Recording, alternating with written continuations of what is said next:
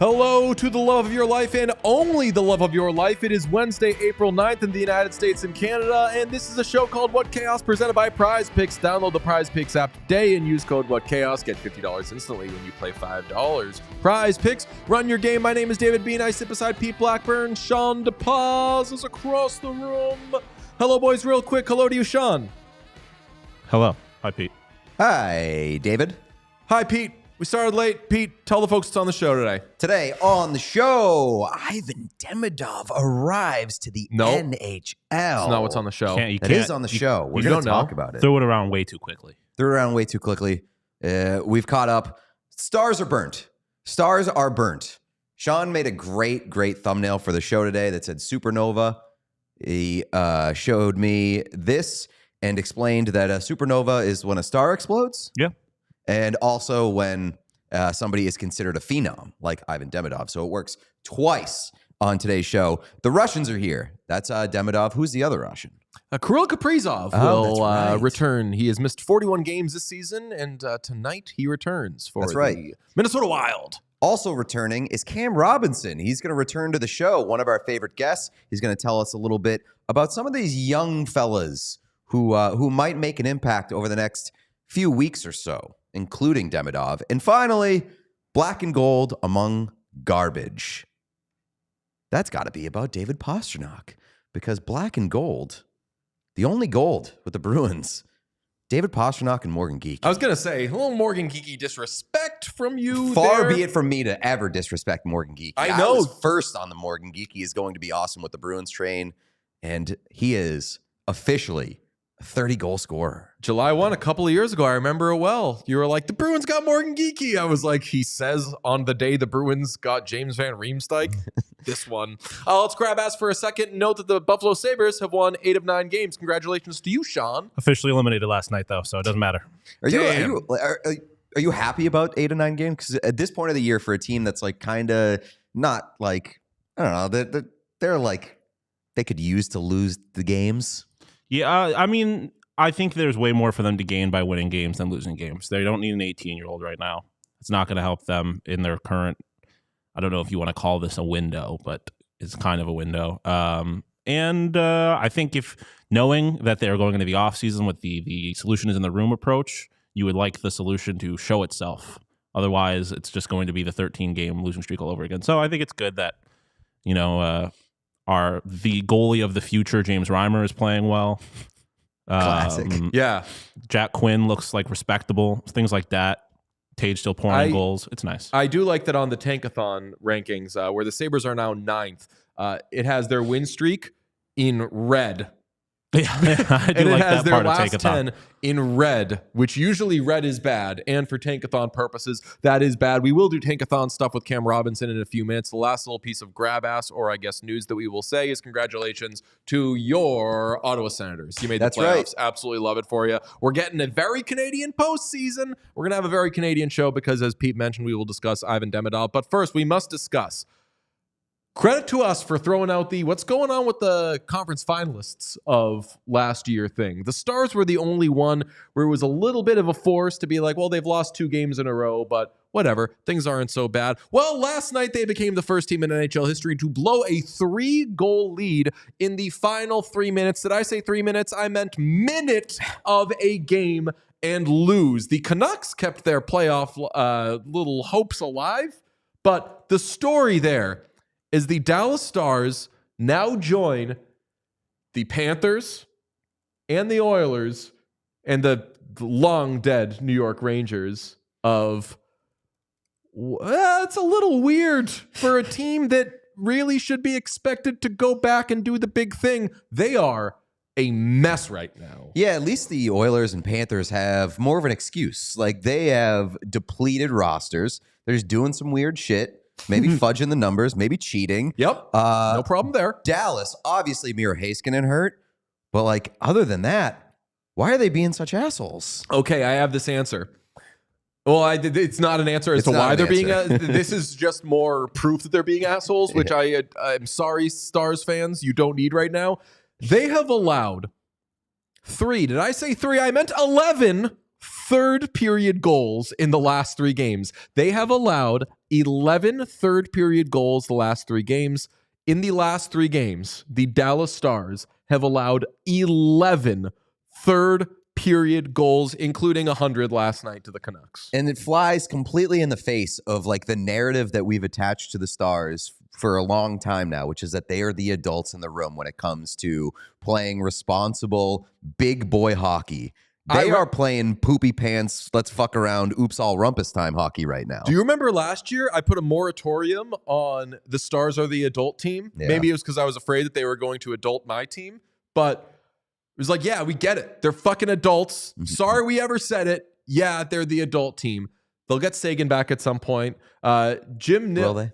Maybe. Yeah, I don't know. Jim Nill is... I don't think that solves the problem either. Adamant, per Stars radio analyst Bruce Levine. He says that Jim Nill is, quote, adamant that the Stars have not ruled out Miro Heiskanen for the entire first round.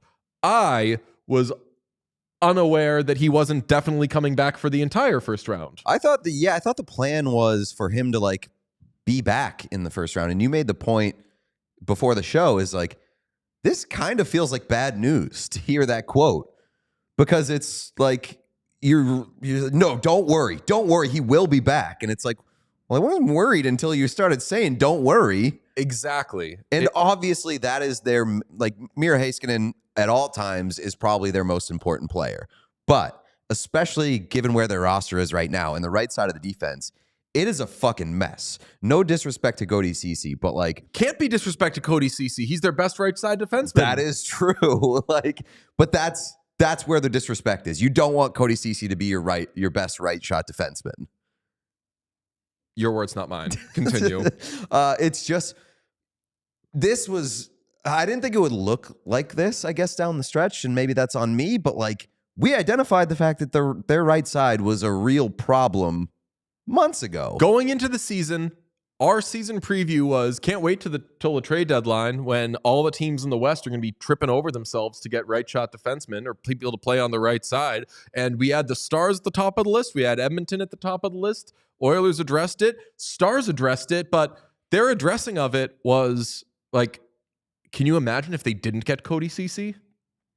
Yeah, I know. It's funny, and I'm reading the chat right now, and it's very funny because there's like a Mexican standoff of just like Western Conference powerhouses, Avs, Stars, Oilers, and just being like, respectfully, I hate your team and your team sucks. And like, everybody's kind of right. Yes. Avs to a lesser degree, like the Avs are looking like the quote unquote adult team right now, but they're not without their imperfections as well. Correct. We've gotten carried away with loving the Avs, but guilty as charged. I love the Avs. I love the way that their roster is constructed. I think that, yeah, you said it. They're the most adult of these teams. We kind of had this conversation briefly with the Oilers yesterday of, if the right things happen, we're going to find ourselves stupid for asking some of these questions. And maybe the Stars are in the same situation, because I have a tough time, and we're not giving up on the Stars, but I have a tough time being like, oh, well, the Stars seem cooked. They might be cooked because they're playing the Avs in the first round, but Avs might be cooked because they play the Stars in the first round. I think it's way more likely for Dallas at this point, especially if you're not getting Heiskanen. Like, if Heiskanen, even if he returns, say, Game 4 in the first round, what's the series at that point? Game 4, what is the whole first round? You are likely playing in Colorado, and I would posit you're trailing in the series. Or is 3-1? Maybe it's tied, but you're still playing that game in Colorado. And that's why I brought up when we were talking about the Cup favorites. Right, the Stars right now are the betting favorite to win the Stanley Cup. Did we know that when we said no? Right, the Panthers were second. Someone had to be first. I know somebody's got to be first, and I just. But the point is, the Stars and the Avalanche are both top 5, and one of them is going to lose in the first round. Yeah, but again, we've had this conversation a little bit. It's not going to be like because one of them stinks, most likely. It's going to be just because of the matchup. So, like, I understand both of those teams having pretty good odds. I am a little surprised that the Stars would be tops right now. Congratulations to the Tampa Bay Lightning, who have joined the mix in that second tier with the Capitals, Jets, both tied, plus 1,000. Oilers, plus 1,000. Tampa Bay Lightning, plus 1,000. So, we apologize, beloved Stars fans. I don't think that the sky is completely falling, but the sky fell yesterday. The silver lining is better to have that shit happen with a couple weeks left in the regular season with 5 games or whatever it is than to get that rude awakening. What's very important to me is that Jake Ottinger wasn't in net for it. Well, yes, and QP makes a good point too. Is like there's the chance that Jake Ottinger just becomes a fucking monster in the first round. Totally, and then that's what gets you through. Then you get Heiskanen back. Like again, not giving up on the Stars, but oh boy, just some really ugly warts to see with such little time remaining in the regular season. The other side of this is just another chapter in what has been an absolutely insane, deranged, delusional Vancouver Canucks season. Yeah, I saw, we were texting last night and you were like, can you believe the Canucks did that? And out of context, Sort that of? could literally be fucking anything. Yes. Because remember, the Canucks did this against the Kraken. They blew a 3-goal lead with, I think it was like end of the calendar year. They blew a 3-goal lead with 5 minutes left. And you're like, wow, how do you do that? That's never going to happen again this year. And then they do it on the other side to a playoff team. So good on the Canucks. Good that they're still swinging. It's probably not going to happen. If there was a fan vote for like getting a team into the playoffs just based off of like lifetime achievement, by lifetime I mean season achievement of just being the most insane and entertaining team over the course of 82 games, I think I'd put the Canucks in the playoffs. I'd fudge the numbers and still go Columbus, but I get what you're saying. Yeah, but you would be doing that as like a reward. Yeah. I would be doing it as like, I just want to see what the Canucks could do in the first round. We need more information. I want to see what it looks like. I don't need more information. I just like, it's kind of just like locking a wild animal in a room and just watching it.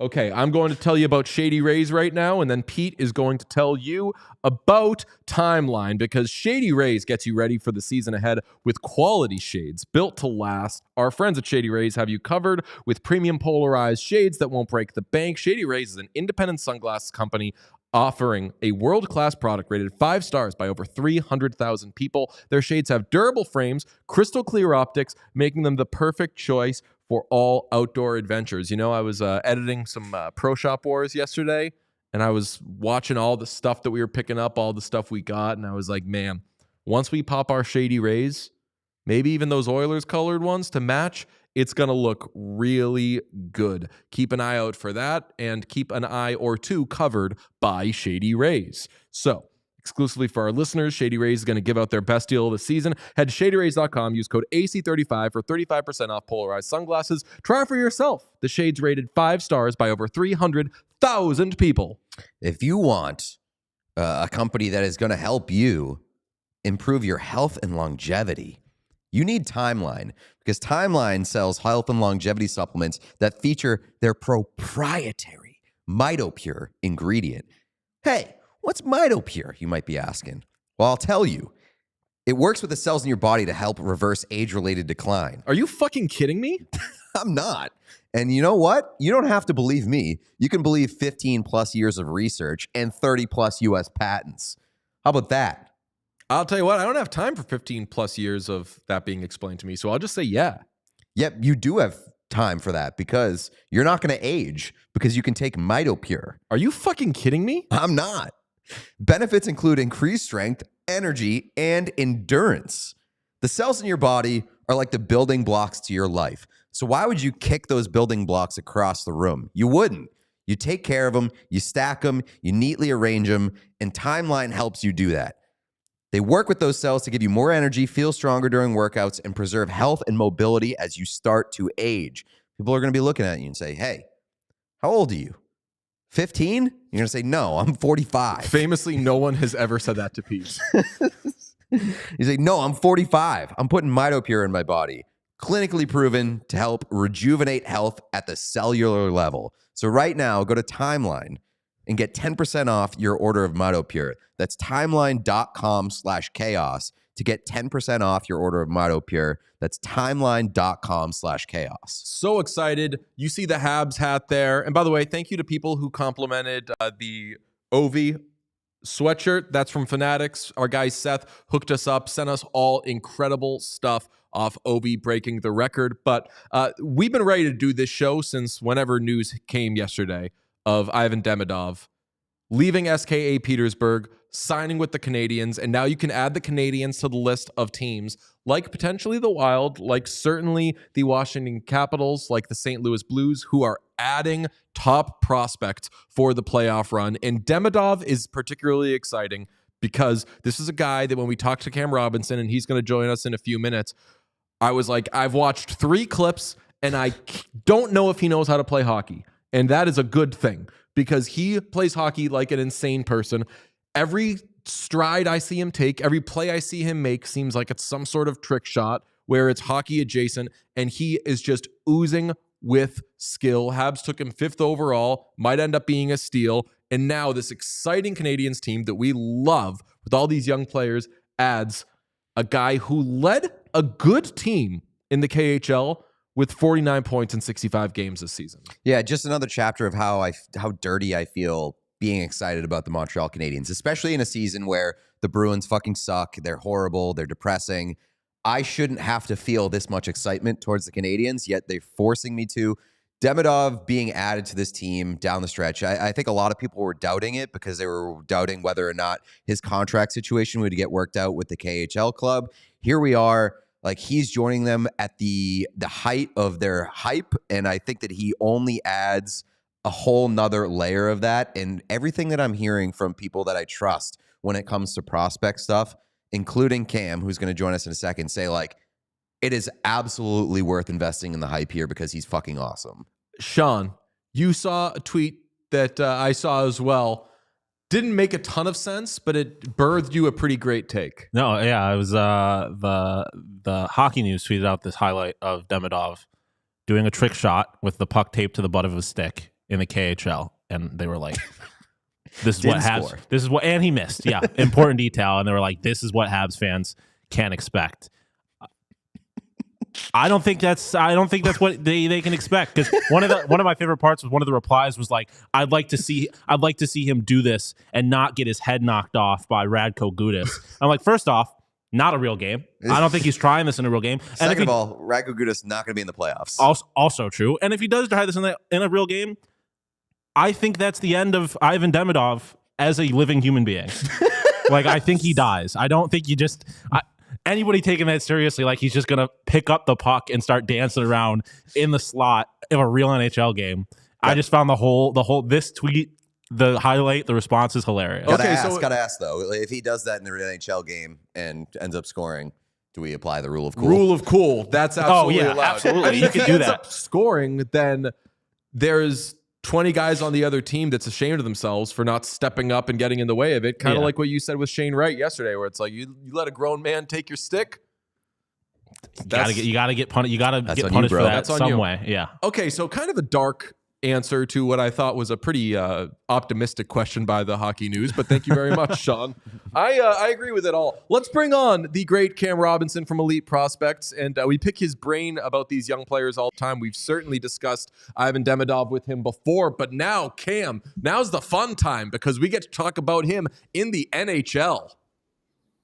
Yeah, I mean, Pete, I know I'm not a Habs fan either, right? Growing up here on the West Coast, but I am like legitimately excited. I'm not a Bruins fan, so it doesn't like hurt my soul to be excited for this arrival. But this kid he's legitimately a special offensive player.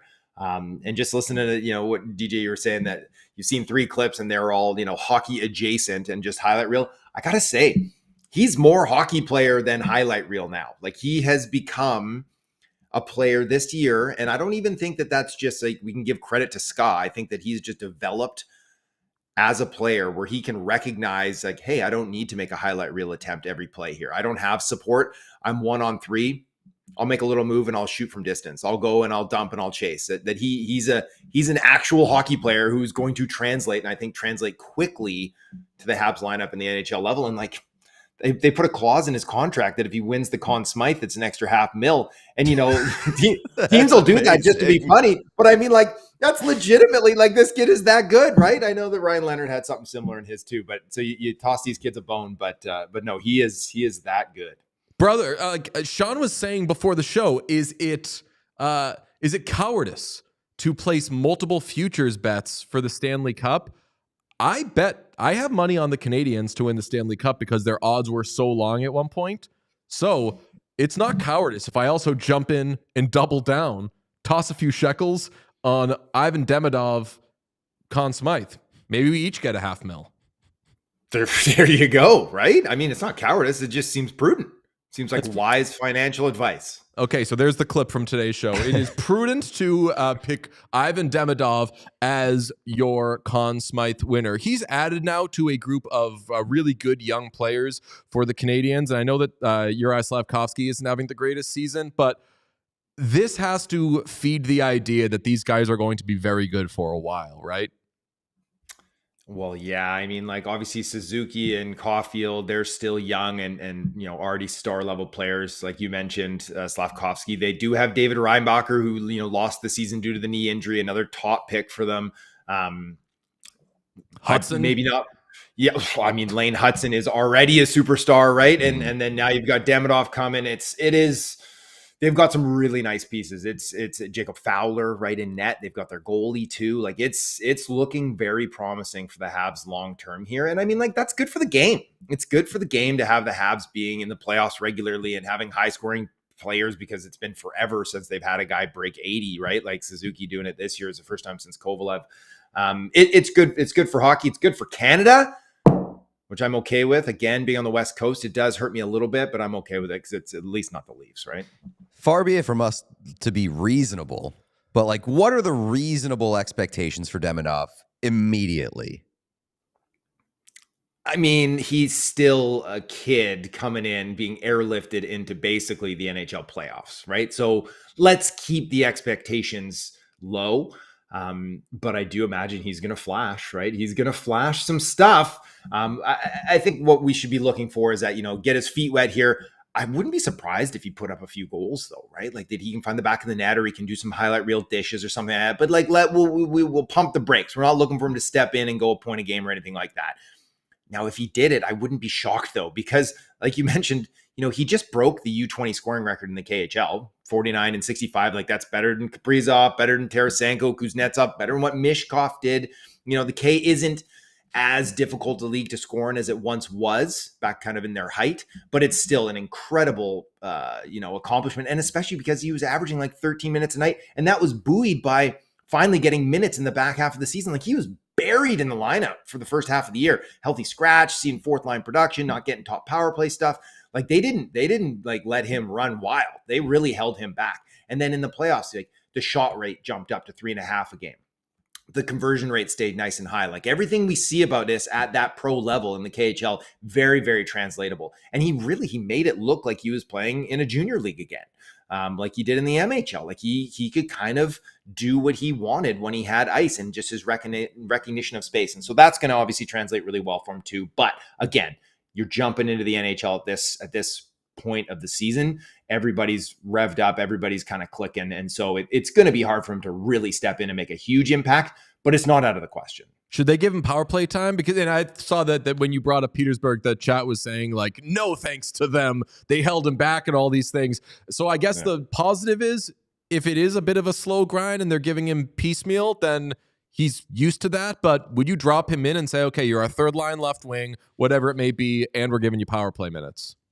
Yeah, I mean, you're not bringing this guy out there to kill penalties and shut down in the defensive zone, right? Like, you you play to their strength. This is an offensive player. So yes, put him with offensive players, put him in situations to succeed, offensive zone starts, get him power play minutes, all that good stuff. And then limit how much responsibility he has to have away from the puck, because that's going to be the most difficult part for him to translate.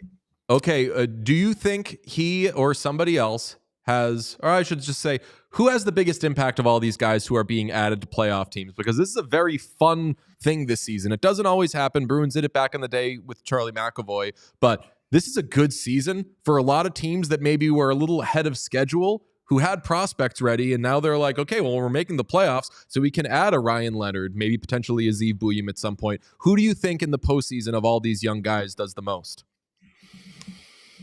I'm going to go with the guy that hasn't actually signed yet, but that I'm very much expecting him to, and it's Alexander Nikishin. So teammates with Demidov there at SKA, he was their captain. He has broken all their scoring records as a defenseman. He's done everything for that team there, and they're now still, his agent is still trying to negotiate an early out clause because they're supposed to own him until June 1st. But let the guy come over to Carolina. He's done everything you could want for him, and I think that that's a player who could really inject a huge boost to the Canes blue line, because he's older, he's more mature, he has loads of pro experience. He could step in and be a top 4 contributor right away. Not to say that Zeev Buium can't either on the blue line for Minnesota, but I do think that Nikishin, physically, maturity wise, and his skill is that he could step in and chew up 20 minutes and not look at a place.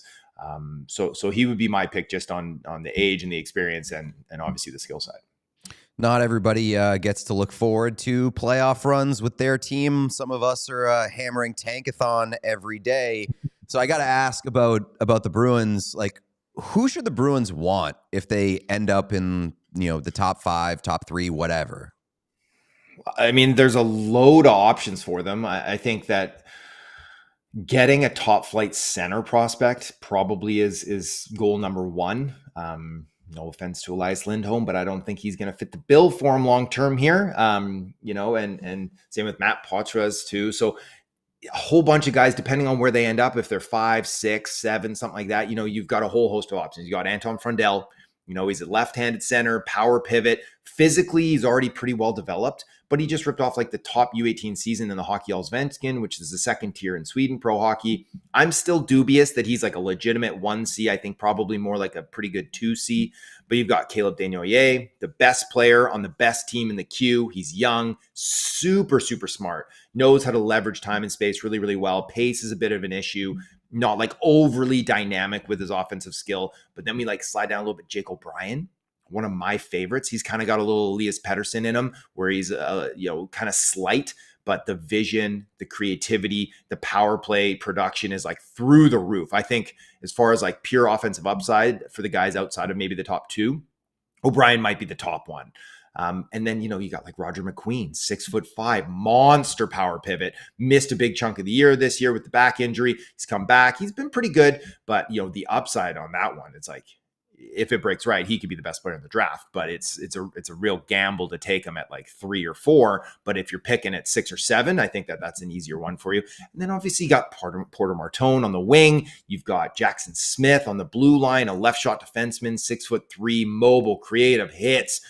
Jackson Smith, if they want to go on the blue line and they're not going to get Matt Schaefer, he's the guy for me. I think he has legit top pairing upside, and with his size and skating ability, he could be a number 1 long-term too, that you could get outside of the top 5. So loads of options for Boston to inject, a high draft pick into an organization that really hasn't picked high in forever. Should they be at all scared off of the Martones of the world? The tall, the big, the bulky guys? Because that typically is what they chase. But typically what they chase are bad players. Are these guys we're talking about good? Oh yeah, they're good. And Martone is good. And he's a good kid. Now I will say that he's super skilled on top of being a big body too. Super, super skilled. Now, what I would like to see from him more is to use that big body in productive ways. He can sometimes get frustrated and then use his strength to his advantage. But I would like to see him do it when he's moving and pushing into open ice and protecting the puck and going to the net hard. Kind of lighting a fire under him sometimes too, on getting back on the back check and not floating back or getting frustrated, those types of things. But with the size and skill package, he's a very worthy kid who's going to go probably 3, I think, this year. And then another kid I didn't even mention was James Haggins, who everybody thought was going to go 1. And now I wouldn't be surprised if he's sitting there at 6. Like and he could be someone who's going to be maybe not like a pure number 1 guy, but someone who can be maybe play a top line role for you and be like a really smart 2-way player who can still put up points. He's just not necessarily like a play driver at all situations at this stage of his career. Being a draft eligible in the NCAA isn't like an easy task. So even him putting up a point a game this year has been good. But no, there's these big players like Roger McQueen and Porter Martone. It has been kind of the Bruins' mandate, and I did catch that little dig at Dean Letourneau there, DJ. But I'm hoping for. I really want him to be good. Yeah, we're all rooting for him, and but the returns so far not great. It's really a dig at a few other people too, and mainly it's a dig at Don Sweeney. Like you're ruining the kids' lives. It doesn't matter who the Bruins pick in the first round at this point. Like, it's not an attachment to the player. It's when they pick them, you're like, oh, that poor guy. Now he doesn't stand a chance. Everybody's been talking about, like, it sounds like you like a lot of these guys. So why is everybody talking about this draft class like it fucking sucks and that nobody should even bother picking? I don't know. It's good radio, I guess. Like it's not, there isn't a Connor Bedard or a Sidney Crosby or something like that. Like, it's not the top flight at the very top that we've started to get used to, or Macklin Celebrini even. And so, Schaefer and Misa though are like legitimate quality first overall picks, maybe in the Lafreniere category. I know he hasn't broken right either, but it's still like a very good player that you're like happy to get. And then, that next tier, it's good. It has first line upside. It has guys that could be potentially star level players, but then it kind of falls off. I would say once you get into like 8, and after that, now there's a bunch of guys with upside, but with warts. And the depth kind of falls off, I think, in this class. Whereas some classes we have that superstar at the top, or maybe even potentially 2 superstars at the top, and then a few more that could have star level, and then it has the depth. And that's what this class is missing. And so it's not an excellent class, but I don't think it's like 99 or anything like that, like a garbage draft class. But Schaefer and Misa have separated themselves to the point where, say the Bruins win the lottery and they're picking first overall, you turn in the ticket and you're ecstatic with either of those two. I think so. And especially Schaefer too, even though he's missed so much time, is that his upside is super tantalizing. Like, he is a very, very talented player. Like what he did, he, played a game and a quarter there with Canada at the World Juniors and was immediately their best defenseman. I saw him at the Holinka, like an excellent defenseman, their top player at that event, and that had Gavin McKenna. Last year at the U18s when I was in Finland, he's an underage player, and he was my vote for best defenseman there too. Like, he is very, very good, very calm, super young too. So like the runway for him is a legit number 1 defenseman, a star level defenseman. So, and then Misa, what he's done, especially coming back after being an exceptional status kid and then not really jumping out as a 16-year-old. Everyone's kind of like, maybe he's going to be like in the top 10. And then just kind of light the world on fire. Like, his season was awesome. And I do really think that his camp had looked at being like, okay, he's good, but he'll probably need another year. So like, let's take a look down the road here at the South and go to the NCAA next season. Well, he's played himself right into a position where he thinks he can make the NHL next year. And I think that whoever drafts him is probably going to be thinking the same thing now too. So that's what you're looking for in these, top picks or number 2 picks, is you're hoping they're going to be ready to jump in and play NHL minutes the next fall. You mentioned McKenna. Is McKenna as good as everyone says that he is and as good as the numbers suggest? Is he the surefire number 1 next year? Because we were in Edmonton, we were talking to some people, and they really, really like Keaton Verhoff and suggested that like he could contest McKenna for number 1. Is it McKenna and nobody else? Yeah, I like Keaton Verhoff too, but he's not going to challenge Gavin. Now, if there's anybody who maybe has a chance to challenge him, I mean, like Ryan Rubrek over in the OHL is a good player, but again, he's he's center, so teams might like that. Viggo Bjork over in Sweden has put up like astronomical numbers in the J20, and he's super young for that draft class too. Ivar Stenberg, he's an older kid for the 26th draft. Also, he's popped in the J20 and played in the SHL, but it's McKenna. And now, whether or not he is as good as the numbers say, it's like, that's the big question, because to be quite honest with you, like, the WHL is some of the numbers that are getting put up right now, it's ridiculous, right? Like, Andrew Cristal and Berkeley Catton are pretty much putting up 6 or 7 points a night with Spokane. Like, it's silly that it's not as translatable as it once was, I would say, the style of play. And that's why we're going to see some players take a pass on sticking around there and head down to the NCAA to get better prepared for the NHL. And that's why we might see Gavin McKenna do it next year. It's because he's accomplished everything he can accomplish in that setup. But he is a supremely talented player, ahead of the game by like a mile with his IQ at this level too. And he's one of these unique playmakers off the wing that we don't see a ton of, right? Like Nikita Kucherov. That might be what you're getting out of Gavin McKenna.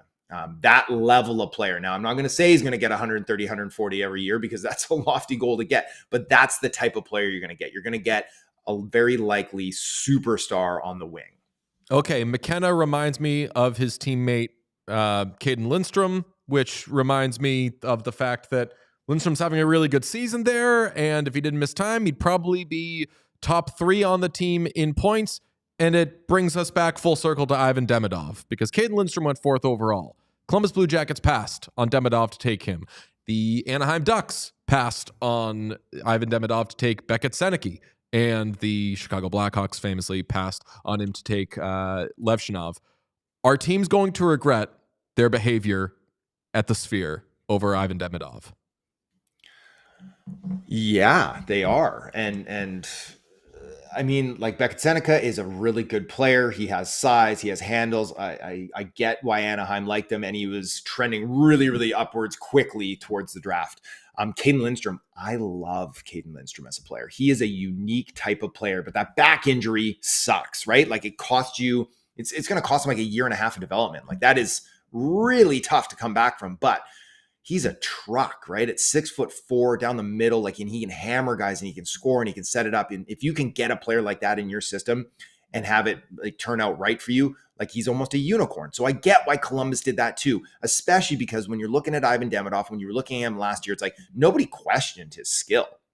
It was right there with Connor Bedard's. Like I know a lot of teams had an internal discussion, not ones that are picking at one, but whether or not, who's got the more skill, Demidov or Bedard. But what the problem was is that, a little undersized at the time and not super speedy. And we hadn't seen him challenged. Like all he played was in the MHL, which is, you could compare it to like the junior A leagues here in Canada. Like he was torching competition that was well below him, and he didn't get a chance to go play in the K. He didn't get to play in any international tournaments. So it's like for a team, it's like if I'm sitting here at my house or at the Sphere and I can be like, yeah, this kid's the second best player in the draft.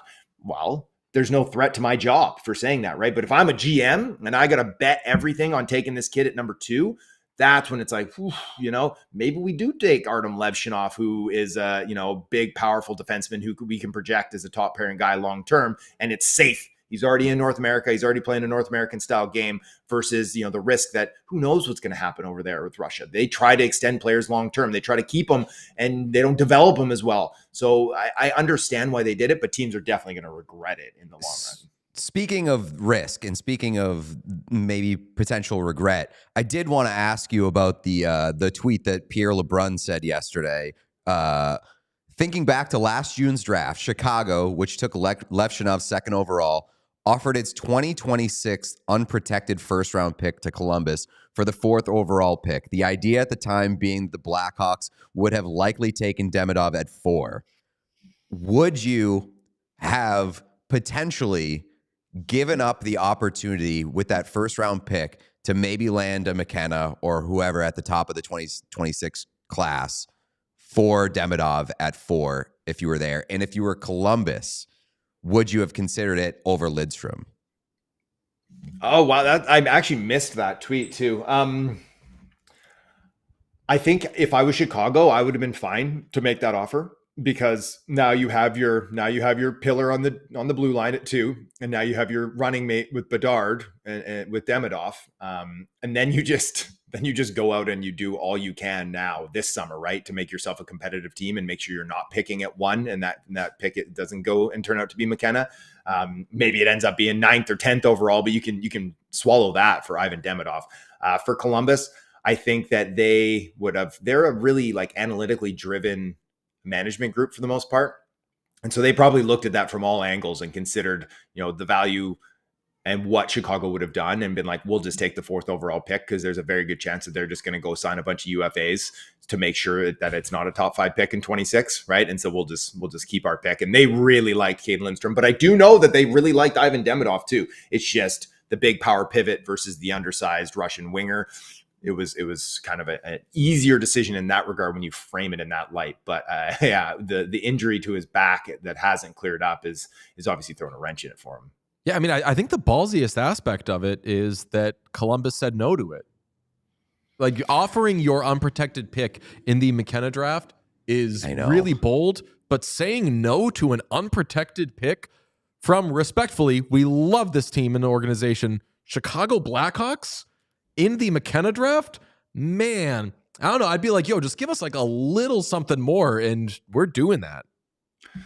Yeah, again, like you, just because it was 2 years out, is that they would give them 2 years to make sure they weren't awful in 26, right? And that's enough time. That's enough lead up time to get them out of that lottery spot, right? Where it's like, so now you're trading your 4th overall pick and Ivan Demidov or that turns into Ivan Demidov for like a 7 or an 8 or a 10th overall pick. Now that looks bad, especially because now you're 2 years longer to wait on the asset that you're drafting in 26 versus what you're going to draft in 2024. So for Columbus, like, honestly, I'd love to fire a text over there too, see it and get some comments from them too. But I bet you that was a pretty easy decision for them to say no.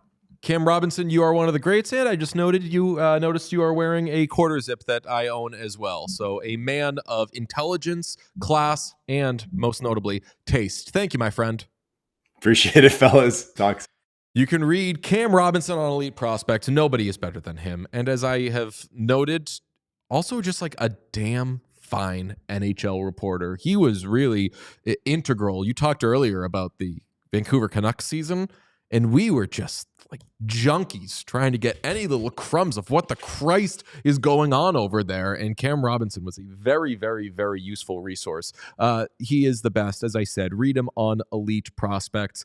Now, let's discuss one more time the Boston Bruins, because David Pastrnak reached 100 points for the 3rd straight year this season. He did it yesterday in a, I believe, 7-2 win over the New Jersey Devils. Not great behavior from the Bruins. You're trying to get yourselves a tall, slow, bad player. I argue worse behavior from the New Jersey Devils, who had a chance to lock up their playoff berth. Really, worst behavior is the Carolina Hurricanes the other night, but they've got reinforcements coming, so good for them. But David Pastrnak, 100 points for the 3rd straight year. Not a common feat, and not a common feat on a bad team. And we have discussed, maybe less than we should have, honestly, how bad the Bruins were this season.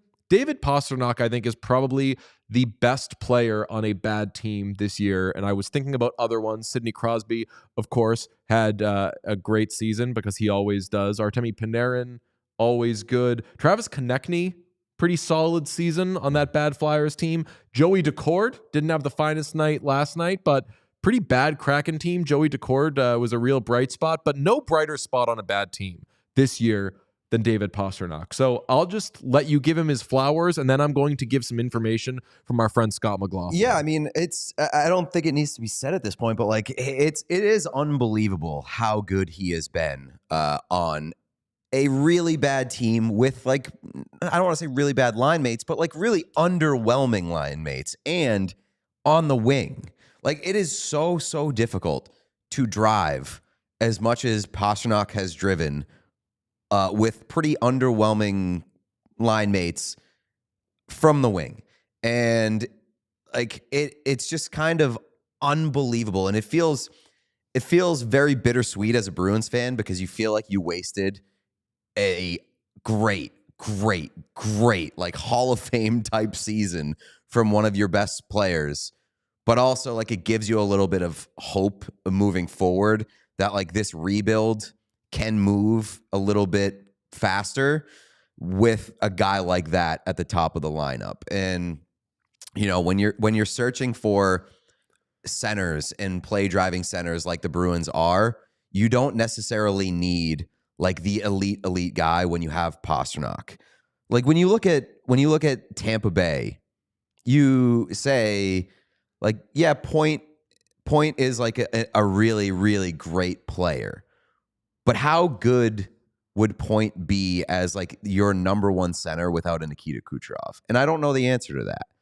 Like, he could be a great 2C, but is he like an unbelievable top flight 1C without Kucherov? It's a great question. I think in this specific example, I love Braden Point so much. So So maybe do you're I. asking the wrong guy, but that is a very valid question. And I saw a thing from one of the people in the Chicklets family, and I loved it. It was like my favorite video. I think it was Merles who was saying that wingers, we need to do away with the winger doesn't get Selke consideration. Oh no, that was Colby Armstrong. Oh, was it Colby? It was Colby Armstrong, and he made a Oh, lot I of great apologize points. because I absolutely love Colby, and he's the best. I apologize, and he made the point of like wingers' responsibilities are so much greater now because it's not quite a positionless game, but it's definitely not. The center does all the work, and the winger goes stand along the wall, wait for the breakout pass, and that's it. You have to deal with these incredible mobile defensemen, and if I find the clip, I'll throw it out there on Twitter or whatever. But it just adds to like maybe my thing about, you know what, I'd rather my best player be a center or a defenseman. That's becoming dated, and obviously the proof is in the pudding for the Bruins that having a great wing lead your team does not automatically make you a good team because the team is junk without him. But I can wrap my head around more. Just get decent centers. Get like, and that like get a first and a half line center, get a second and a half line center, and like if one of them is playing with David Pastrnak and Elias Lindholm is not a first and a half line center, he is a second and a half line center. Get something, and bad example now because he looks good with David Pastrnak, but that takes it back all the way around because Pasternak's making anybody look good. Yeah, and I don't want to I don't want the route to be twisted here. Like Braden Point is a really little good better center. than Elias. Yeah, right. And the Bruins would Lindholm. be fucking so lucky to have a Braden Point. But yeah, I don't know. Pastrnak is just it's incredible what he's kind of become over the last couple of years, where early on in his career, you had doubts about his defensive play. You had doubts about his physicality, what he would develop into. He's just, I would say, like one of the best three wingers in the game. Yeah, and I love David Pastrnak. I just did not see that coming, especially with how the season was unfolding. I think eventually everything was going to catch up to him, and it really didn't. Please don't waste his prime years, please. From Scott McLaughlin of WEEI.com and also WEEI, you should check out the Skate podcast. Him and the whole gang, excellent. And Scott's a numbers-driven guy, really smart hockey person. From Scott McLaughlin, Pastrnak has nearly twice as many points as anyone else on the team, 48 more than second place Geeky. That is by far the biggest gap between any team's leading and second leading scorer. The Tampa Bay Lightning are second with a 32-point drop-off from Nikita Kucherov to Brandon Hagel. Speaking of Kucherov, Pastrnak is 15 points behind him and 16 behind Nathan MacKinnon in the overall scoring race, but he's actually outpacing everyone in 5-on-5 scoring. Pasternak's 62 5-on-5 points are 4 more than second place Kucherov, and his 51 primary goals plus primary assists at 5-on-5 lead Kucherov by 7. Another thing that he adds for the season, David Pastrnak has factored in on 47.2 of all Bruins goals. That is easily the highest mark in the NHL. MacKinnon is second with a point with a point on 43.9% of all Colorado goals. The Bruins are plus 14 at 5-on-5 with Pastrnak on the ice this season. They are minus 26 with him off it. Read that post from Scott McLaughlin because that is a lot of numbers, but it is just a deluge of Pastrnak is doing kind of everything for the Bruins. Yeah. And again, Bruins stink, so someone's got to do everything. It is a case of gold among garbage, but it is a case of gold. 100%. And that's also, as the chat pointed out, like it's not even mentioning the fact that he had a pretty slow start to the year. Yeah. Had a slow start to the year as the Bruins were trying to figure things out and mixing and matching the lines. Like it wasn't a horrible start, but it was well below the pace that he has now. And I mean, that January that he had was insane. 24 points in 14 games. So, yeah, it's a bummer that it comes in this season, but I just hope that it gets widespread appreciation what he's been able to do on this bad of a team. David Pastrnak is in the second year of his 8-year deal. He's 28 years young. Is he the next captain of the Boston Bruins? Do you want a captain based on what you have seen since Brad Marchand was traded? Do you think the team needs to just do a bunch of A's? Do you give it a Charlie McAvoy? Or right now, I don't think David Pasternak's stock could be any higher given the circumstances. I would agree with that, and I'll be honest. I don't really care about the captain thing. I don't know. I wouldn't rush to hand one out. If they gave it to Pastrnak, I'd be happy about it. If they gave it to McAvoy, I'd be like, okay, I could see that too. You were saying Zadorov earlier. That's right. Yep. Morgan Geekie should get some consideration. Yep. I don't really care. Fraser Minton has looked pretty good so far. It's hard to care about the captaincy you can thing. Grow into it. Hard to care about the captaincy thing when you don't know what the team looks like. Like their offseason is going to be wild. I have no idea what their team is going to look like next year. And so it's hard for me to be like, that guy should be wearing the C. There's a lot of talk of Casey going middle cap mode. I don't think there is. Yeah, I was seeing it on some boards. Would you believe if I said that I read anything on a board? No. I'm not a board guy. I tried to check the What Chaos Discord the other day, and I've been logged out. My password is, I just don't have a password anymore. I'm just never going to see that. I've said this to you guys a few times. I don't think I've said it on the show. I'm fully on board with the Nikolai Ehlers to the Bruins in the season. Put him with Middlestat. Yeah, I don't hate that. I mean, you need guys. Yeah. So you need guys. You need 2 top 6 wingers who can score. I believe, unless anything has changed, Kirill Kaprizov will return tonight for the Minnesota Wild. Both Kirill Kaprizov and Joel Eriksson Ek are expected back. Kaprizov has missed the last 28 games and 41 overall this season. I believe that with Eriksson and Ek and Kaprizov returning, I think that Middleton is the only player. I believe he's out. I think that they're almost completely healthy now. They're going to kind of need it because they got to make the playoffs. How long is that going to last? What? Playoffs or them being healthy? Well, both. But yeah. How long is the Minnesota Wild being healthy going to last? Because tell you what, it has just been a rotating door of major injuries all year long for the Wild.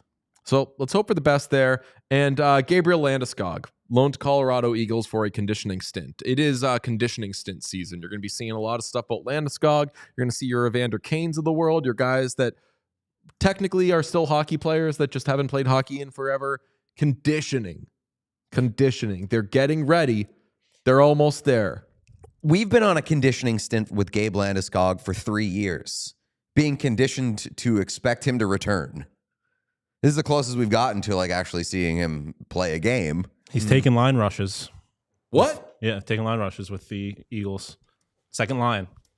It's happening. This is exciting. As much as we dump on the Landeskog thing, like I mean, I said before the show, like the introduction, like I don't know, whatever game he's back, he's obviously going to start.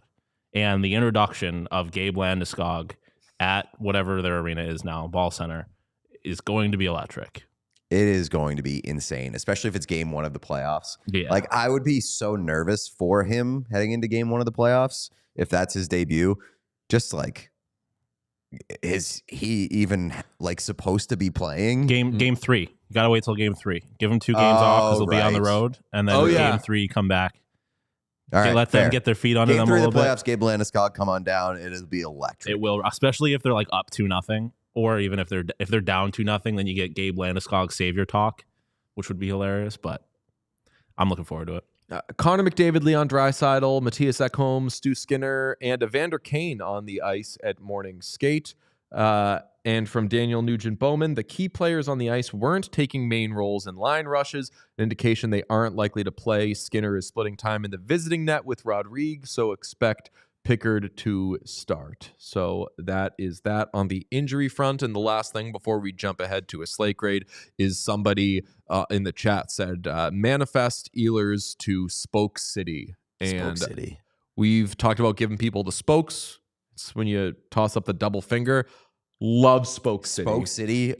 Especially when there famously is a city that starts with Spoke. Spokane? Yes. And there's...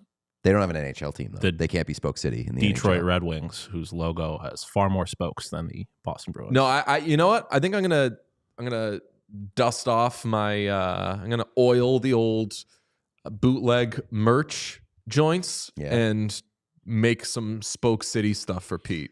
Hell yes. Welcome to Spoke City. And the Red Wings thing doesn't apply because that is not the most famous part of their logo. Like, nobody's paying attention to the spokes on the Red Wings logo. I mean, I guess Spoke it's City's part so of their logo, though. If the NHL had like City Connect jerseys, which if anybody's listening from like Fanatics or whatever, pretend you didn't hear that. I don't want fucking City Connect jerseys for the NHL. But if they did have them, the Bruins would just have like a giant Spoke City jersey. You know, I refuse to acknowledge. I just want to. I will not acknowledge them as Spoke City at any point. Oh my God. If you call them Spoke City, I will. From here, I will start asking. It's a Spoke City thing. Yeah, a Beantown thing. What? It's like just like Beantown. No, everyone here. That's why. That's what number one reason why I'm on board with Spoke City is so that it can kick Beantown's ass, and I never have to hear fucking Beantown ever again. Just so you know, the great signifier of you are not fucking from here. Yeah, just so all the listeners who aren't from Boston here, Boston people love Beantown. They call it Beantown all the time. I got here and they said, "Welcome to Beantown." And I said, "I'm not Beantown. It's Boston." They say same thing. You know what they say to me? They're like, "Oh, Bean from Beantown." And I'm like, I thought you'd never say it. Yeah, it's actually named after DJ. I'm in on it. We need dueling switchboards for this show so that we can like fucking mute Sean if we need to. You've talked about wanting to be able to like be more free with the drops. Yeah, I need it for drops. Pete needs it for winning arguments. Sean, shut the fuck up. I will imprison my political opponents. I will end the show, and you guys won't get to talk anymore. Sean, I demand you never change that. It's a Spoke City thing. Please go back to pimp. We're playing the long game. We're introducing like increasingly bad verbiage. Spoke City does have massive like NBA City edition, like Cream City, Spoke City, like Spoke City on a jersey. You know what I just remembered? We are making our return to the airwaves in Spoke City today. We will be on Felger and Maz today in Boston. We are definitely one of us is definitely dropping Spoke City also at some point. The funny part about Spoke City. The funny thing, I would love. God, oh man, I want to see Felger. You have to ask Felger at some point whether or not he considers something pimp. Hell yeah, I need him to directly acknowledge. Just pimp. be like, okay, you don't want them to take big, slow guys. Well, what if they? I don't know. What if they take an undersized guy? Like, is that pimp enough for you? Or Or to like pushing back on a contrarian take, being like, Felger, that is so not pimp. So not pimp. Also, if you're listening to the show and you're from the Boston area and you listen to Felger and Maz later today, hammer the text line with pimp references. Oh no, write an email. Right, yes. You do the email because they read the emails of the day after and just be like, DJ and Pete bring a pimp energy that this show severely lacks. I just wanted to also point out Spoke City has needed voices like this on the airwaves. Calling it Spoke City when there's like 3 other teams here and none of them have spokes, like making it very Bruin specific, but calling it all Spoke City is funny to me. Dude, it's a hockey town. You don't understand. I like in my brain, I'm not even fucking talking to you guys right now. I am buying a sewing machine and I can think of the items. And Pete's going to be the only person that wears them because they're going to be one-of-one items. I'm going to collab with my guy Ben from Genius Jackets, and we're going to make some sick Spoke City stuff. It's going to be scared. No, it's got to. I just want. That's not a Spoke City attitude. Hashtag spokes up embroidered somewhere on it. Absolutely not. Need the hashtag. Yes. All right. See, Sean, you contributed. You're in. I'm in on the chaos and kind of making Pete look like a fool. Hashtag spokes up is the one on each sleeve. Blanks up is the lamest thing in the world. Dude, no, hashtag spokes up on one and then up the spokes on the other. Give them the spokes. All the just as many. Just go like pro standard. Just as much shit on it as possible of just Spoke City. Hashtag spokes up. Up the spokes. Brother, we're going to give you the spoke mind virus. Oh my God. Get spoke. Yeah. Stay spoke. Spoke, not woke. Okay. No slate grade. We've been canceled. All right, kid. Let's do a slate grade, shall we? Interesting one tonight. What do we got? 5 games. Maple Leafs at the Lightning, 7 p.m. Eastern. I'll be honest. There aren't a lot. I racked my brain and then I even looked it up. There's not a lot of great Maple Leafs Lightning crossover. Dave Anderchuk is the best I can do. And Dave Anderchuk is awesome, but I feel like you could do that with the Lightning and a few teams. That's at 7 p.m. Eastern. It's because their clothes are too similar. Yeah. You're not going to, if you play for one of those teams, you're not going to do the other. Right. Flyers at the Rangers, 7:30 p.m. Eastern. That's on TNT in a Kevin Hayes Bowl. Eric Lindros Bowl. Eric Lindros, Kevin Hayes fingerprints are all over this. Did you see that they're introducing a fingerprint emoji to the next Apple update? Really? No, Oh, I love this. Needed that. I mean, yes, it still has use, but the use it would have had last year. Oh, we would have run that thing into the ground. How about the Sharks at the Wild, 8 p.m. Eastern? There's got to be one person that screams at you when you see Sharks and Wild, right? Brent Burns That's Bowl. a Brent Burns Bowl. Very good. Blues at the Oilers, 10 p.m. Eastern. Ooh, I know this one. Yeah, what are you doing with it? This is a Philip Broberg and Dylan Well, it's not a Dylan Holloway revenge game. It's a Philip Broberg revenge game. But it's also a Blues and Oilers. It's a Wayne Gretzky Bowl. Oh, I didn't even think. I meant Corey. Like your Wayne Gretzky is Corey Perry. Corey Perry didn't play for the Blues, did he? Are we doing this again? Because I also didn't think that Corey Perry played for the Blues, but we did this exact same thing yesterday. I'm gonna I gotta stop saying like that person didn't play for that, right? Oh, you know what? He didn't. And do you know who I absolutely confused him with in my brain? Who? Horrible behavior. Pat Maroon. Pat Maroon. Pat Maroon Bowl. Yeah, it is a Pat Maroon Bowl. I'm glad as the Corey Perry guy on the show that I was able to sniff that would have been a bad look. Yeah, I was gonna say, I was like, didn't he like win a cup with them? Didn't people get it? And then as I was like, oh no, people wouldn't have gotten excited about that. They got excited that Pat Maroon did it. Flames at the Ducks, 10 p.m. There's one guy for me when I see this. Ilya Lyubushkin. I won't say definitely not. I'll say probably not. I also don't know if Ilya Lyubushkin played for the Flames, but I do know that he played for the Ducks. I will say that it's a Jonas Hiller Bowl. Oh, yeah. That's a good one. The great Jonas Hiller. He has not played for the Flames. Lyubushkin. Not yet. Super chat from Neil Simmons, who says that that Blues-Oilers game is a Philip Bolberg. Not bad. But given that it's a revenge game, Bag says, talk about Sergachev's reaction to feedback.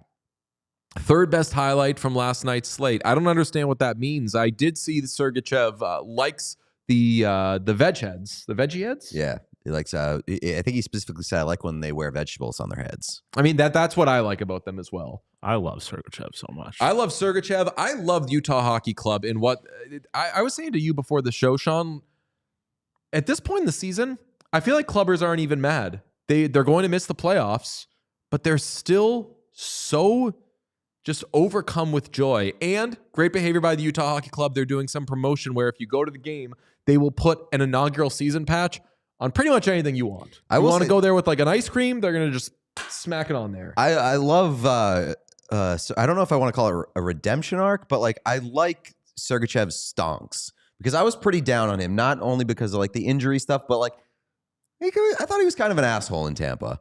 I thought he complained a lot. I thought he was just like a little bit of a bitch. He had some bitch all over him. I could do a little asshole. I don't know about bitch, but it's your read, not mine. Bitchy. Yeah. Bitchy. And I've come around on Sergachev. He's a very fun player. Got a white stick. He seems like he really likes Utah. Yeah. And maybe that's erased some of those other unpalatable things about him for me. But yeah, shout out to Mikhail Sergachev. He's been a lot of fun. Also, Ray Shero died. Yeah. What? Yeah. Really? Yeah. Is this now? Did this happen? Is this breaking news? Yeah. Yes. Oh, terrible. Yeah. R.I.P. Ray Shero. Yeah. I mean, great executive. Mm-hmm. Wow. Huge bummer. Well, that's a bummer. Damn. Yes. Tough way to end the show. No, we can do one more little thing on Utah Hockey Club, which is that they're also selling goal pucks. And I saw Cole Bagley. If you're pucks? Goal pucks. Like pucks that were shot into the net in NHL games. And they have a section that's Utah goals, non-Utah goals. And I was like, man, I'd have a tough time if I were in that store not getting a thing or two. I saw next to it they had gloves, so I was like, I would end up being distracted and getting the gloves. But we saw a really good Sergachev goal. Was it in the Carolina game or the Vegas game that we attended, where Sergachev stepped up like right in the middle of the offensive zone? The Vegas game. I believe that was the Vegas game. I believe. I could be wrong, but that goal was electric, and I believe it was the game-winning goal. He scored in back-to-back games. No, I mean they lost to Vegas. So he scored in back-to-back games. Both games we attended, we saw Sergachev goals. I love that for my guys. Was it a game-winning goal? It was not in either, but let's see. He's got chickens. I was gonna say, it seems like kind of everybody fucking loves Utah. Seems like they're all really enjoying it. We were there. We really liked it. Vibe was good. Once they get like their arena up and running, the final product, that place is going to be a destination. It's funny because like I think they probably all, for the ones of them that were there, like really enjoyed living in Arizona too. But that only gets you so far when your work environment's dog shit. So them having a good work environment and liking where they live seems pretty nice. Also, I told you guys this after the show yesterday. Only team in the NHL with 2 50-point scorers under the age of 22. The future is bright. And that's part of why I think they're probably okay with not making the playoffs, because they're clearly moving in the right direction. Yeah. Okay, buddy. I give this slate an A-, of course. How are we looking on the tuck front? Because we're really just like kind of oops all tucks at this point in the season. Are we not? Just the Blues Oilers is a good tuck.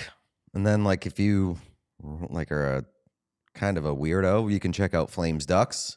But yeah, Blues Oilers should be fun-ish.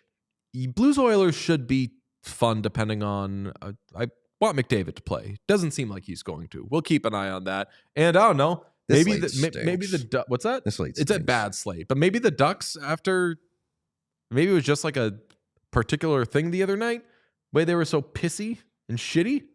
If they're going to do that the rest of the season, I'm watching every Ducks game. Yeah. But that was like they had something to prove against like a team that's going to make the playoffs. Are they really going to try to bully the Flames? That team is not going to make the playoffs. The team that they played the other night is not going to make the playoffs. The laundry is. They're right. Their equipment manager, which, by the way, I've been watching the Oilers version of Behind the B, and I think it's their video coach is a madman, and he reads their lineup cards. I'm going to show it to you after the show. The guy gets in there. It's the Foley character, basically. Matt Foley. Matt Foley. He gets in there, and he's got his tie around his head. Okay. He's screaming at people. I'm like, they showed it, and it was Max Jones's first game with the team, and he just sat in the corner like, what the fuck did I get myself into? Oh, yeah, that's right. The Rangers-Flyers game tonight is the Sam Rosen, John Davidson reunion. Also no RNH. Oh, my God. Oh, wow. Chris is in our chat saying, and I was reading his retweet. Yep.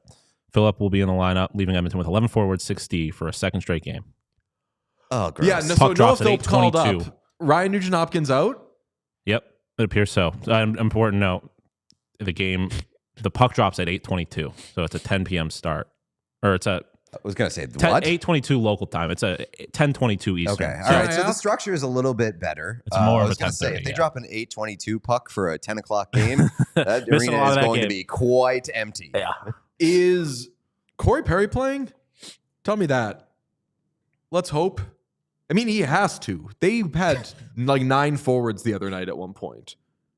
Thank God Podkolzin gotten a Bob line tweet. So I'll say like, if you're gonna go in like one direction, I'd like to see what the Oilers look like as just like an absolute skeleton squad. That's my thought right now, where I'm like, maybe they're being cautious with McDavid and Draisaitl or whatever, and they're like, we saw last game against the Ducks, we're not going to win. But like, even if we outplay them, chances are the other team has their best players. We don't. So it's unfair to expect Connor Brown to actually score goals. So we are just going to rest everybody. RNH is sick, according to Tony Brar. Yeah, because he's had to play for this Oilers team. Yeah, RNH is sick. Phillip draws in 11-6. Pickard starts. Knobloch says he expects all injured players to return before the playoffs. Oops, all. As I did the Ducks game the other day, I said was oops, all oops. So yeah, it's JVT. It's the freshman team. Okay, the slate gets after careful consideration, an A-. B+. But let your main takeaway, B+. Let the main takeaway from today's show be that Spoke City has legs. It has spokes. Yeah, I've for the record, I've kind of come around on it. I think I've done a full lap on it, and I think I'm pro Spoke City because it's the most ridiculous thing I've ever heard. I think Sean like stole my enthusiasm for it. Yeah, with like the jacket fucking really, hashtags. yeah. And now like I'm out on it and Sean's in on it. No, I like the hashtag is a little much for me, but hashtag spokes up. I'm always willing to find out if it's too much. I think that I might run that into the ground next year. Anytime something bad happens with the Bruins, I'll be like hashtag spokes up. Like this is a thing. It should be like Spoke City is burning. Yeah, and Bruins fans are gonna be like, what the fuck is that? Like, it's Spoke City, baby. You're not a real Bruins fan if you don't know Spoke City. What's the Felger deal? We'll be on with Felger and Maz at 3 p.m. Eastern in the United States and Canada. Make sure, I think you can find their email somewhere. They have it, and they do the email of the day. Right, maybe like it's just Felger at 985thesportshub.com, but send in emails saying that we're pimp and that Spoke City needs a new face, stuff like that. All right, we'll talk to you tomorrow. Ta-ta. We all silly like the mayor.